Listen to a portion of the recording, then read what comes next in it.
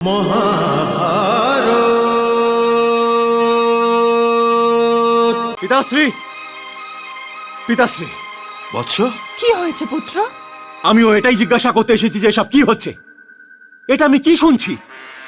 পিতাশ্রী ভ্রাতা যুধিষ্ঠিরকে যুবরাজ নিযুক্ত করতে চলেছেন, আর সেটাও কোনো চাপের মধ্যে পড়ে।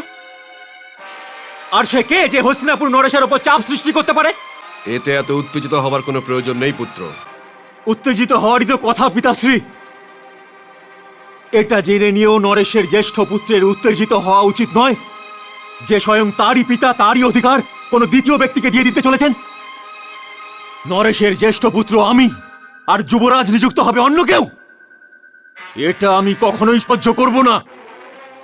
ভরত বংশদের মধ্যে কেবল জ্যেষ্ঠ পুত্র হওয়াটা পর্যাপ্ত নয়, স্বয়ং মহারাজ ভরত। সম্রাট ভরতের কথা বলবেন না মাতেশ্বরী, ও তো শতাব্দীর পুরনো কথা হয়ে গেছে। যদি সময় পেছন ফিরে ফিরে দেখতে থাকে, তবে তো সমাজ জেগেই যেতে পারবে না।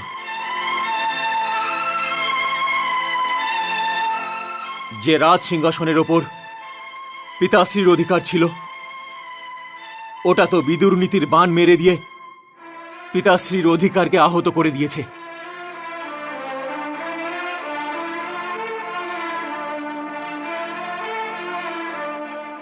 দৃষ্টিহীন তো পিতাশ্রী, আমি তো দৃষ্টিহীন নই। আর আমি বিচিত্র বীর্যের জ্যেষ্ঠ পুত্রের জ্যেষ্ঠ পুত্র হই। আর এই সম্পর্কে হস্তিনাপুরের রাজমুকুটের ওপর সব থেকে প্রথম অধিকার শুধু আমারই। আর অন্য কাউকে যুবরাজ নিযুক্ত করা আমার অপমান হবে। আর আপনি নিজের এই ছেলেকে অপমান সহ্য করতে শেখাননি। রাজনীতির প্রথম আর সবচেয়ে গুরুত্বপূর্ণ নিয়ম এটাই হলো পুত্র, যে ক্রোধকে নিজের কাছে আসতে দেওয়া উচিত নয়।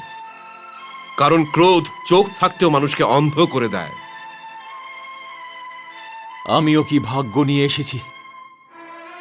পিতাশ্রী জন্ম থেকে দৃষ্টিহীন, মাতাশ্রী কর্মের দ্বারা দৃষ্টিহীন, আর আমি অপমানের দ্বারা। যদি আপনারা দুজন আমার অধিকারের হত্যা হবার পরেও শুয়ে থাকতে পারেন, তবে শুয়ে থাকুন। কিন্তু মনে রাখবেন, রাজনীতির এই খেলা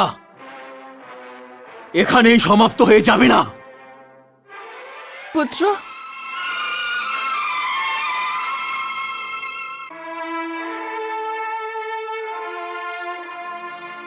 আর্যপুত্র,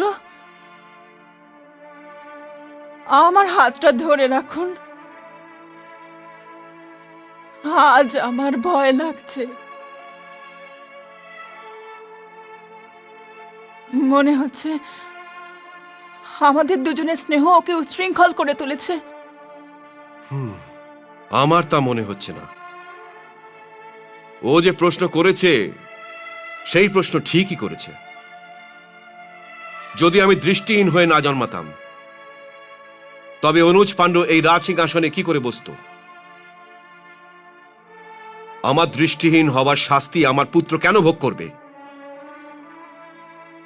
আমি দেখব যে বিদুরের নীতিজ্ঞান এই প্রশ্নের কি উত্তর দিতে পারে।